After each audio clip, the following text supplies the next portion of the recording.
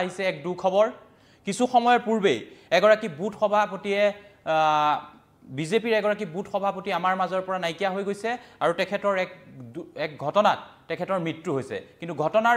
বিষয়ে আমি জানিবলৈ যাব লাগিব মেৰাপানীলৈ আৰু মেৰাপানীত সেই সমগ্ৰ ঘটনাৰ তদন্ত প্ৰক্ৰিয়া ইতিমধ্যে আৰম্ভ হৈছে কিন্তু ঘটনাটো কেনেকৈ সংঘটিত হৈছিল আৰু ঘটনাটোৰ আঁৰত কোন জড়িত হৈ আছে তাক লৈ এতিয়া মেৰাপানীত চাঞ্চল্যৰ বিৰাজ কৰিছে হয় আমি ক'ব বিচাৰিছো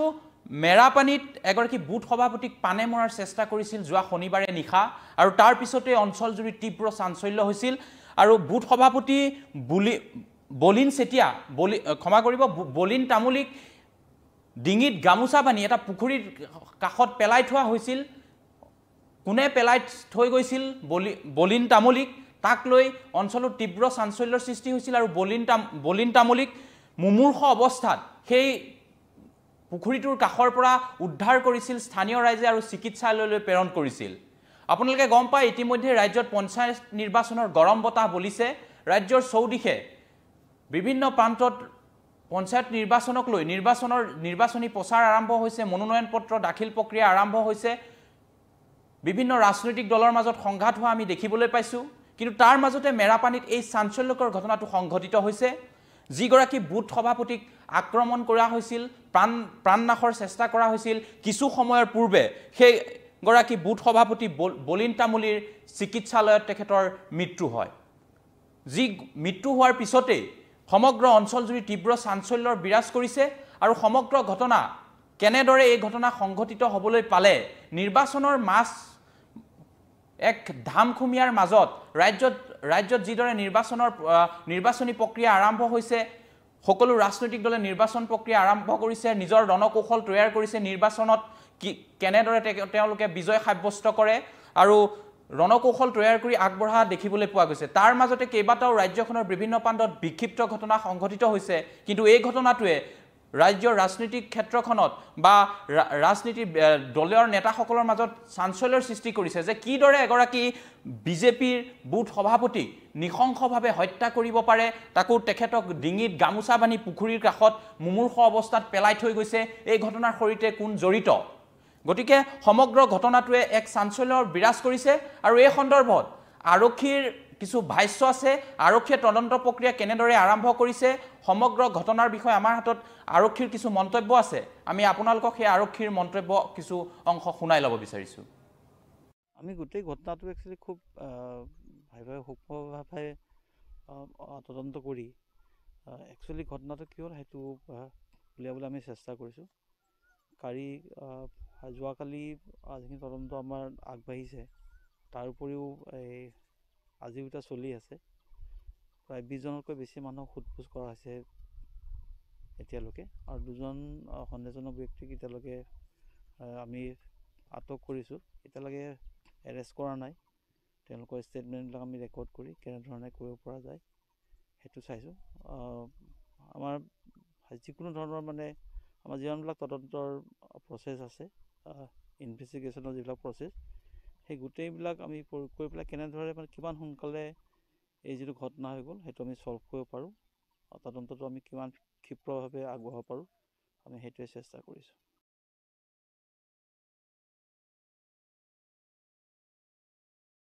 আমি গোটেই ঘটনাটো একচুৱেলি খুব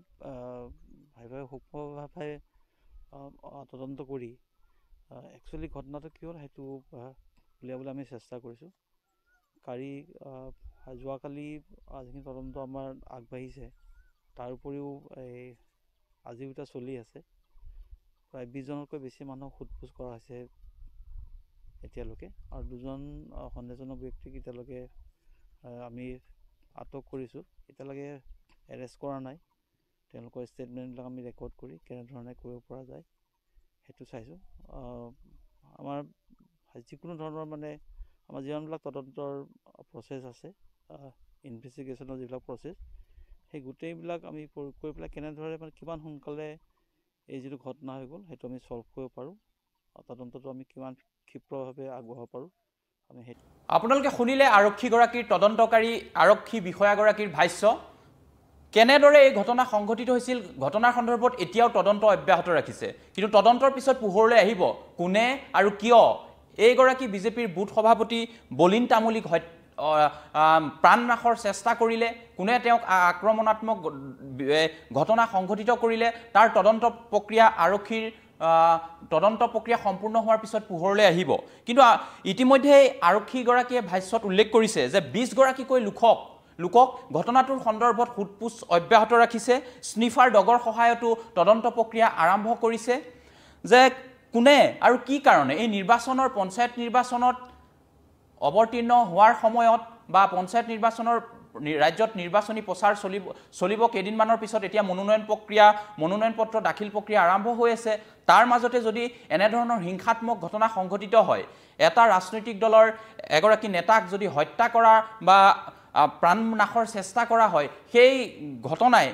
নিঃসন্দেহে ৰাজ্যখনত চাঞ্চল্যৰ বিৰাজ কৰিছে। আৰু বিশেষকৈ মৰিয়নিত এই ঘটনাটোৰ পিছতেই তীব্ৰ এক চাঞ্চল্যৰ সৃষ্টি কৰিছে। বিভিন্ন ৰাজনৈতিক ৰাজনৈতিক দলৰ সদস্য বা নিৰ্বাচনত প্ৰতিদ্বন্দ্বিতা কৰা প্ৰাৰ্থীসকলৰ মাজত এক চাঞ্চল্যৰ সৃষ্টি কৰিছে, প্ৰতিক্ৰিয়াৰ সৃষ্টি কৰিছে যে এটা সাধাৰণ পঞ্চায়ত নিৰ্বাচনৰ মাজতে এগৰাকী বিজেপিৰ দলৰ বুথ সভাপতিক ৰাজ্যত বিজেপি দলৰ চৰকাৰ শাসন প্ৰশাসন থকাৰ পিছতো এগৰাকী নেতাক এইদৰে কোনো দুষ্কৃতিকাৰীয়ে প্ৰাণনাশৰ চেষ্টা কেনেকৈ কৰিব পাৰে তাক লৈও প্ৰশ্নৰ অৱতাৰণা কৰিছে ভিন্নজনে। সমগ্ৰ অঞ্চলটোত ইতিমধ্যে ৰাইজ ওলাই আহিছে, প্ৰতিক্ৰিয়া প্ৰকাশ কৰিছে। দোষীক অতি শীঘ্ৰে কৰায়ত্ব কৰি আৰক্ষীয়ে কঠোৰ শাস্তি বিহিবলৈ আৰক্ষীক অনুৰোধ জনাইছে, দাবী জনাইছে। আৰু বলিন তামুলীৰ এই অকাল বিয়োগত কোন জড়িত বা এই তেখেতক কেনেদৰে আক্ৰমণ কৰিলে বা তেখেতৰ সৈতে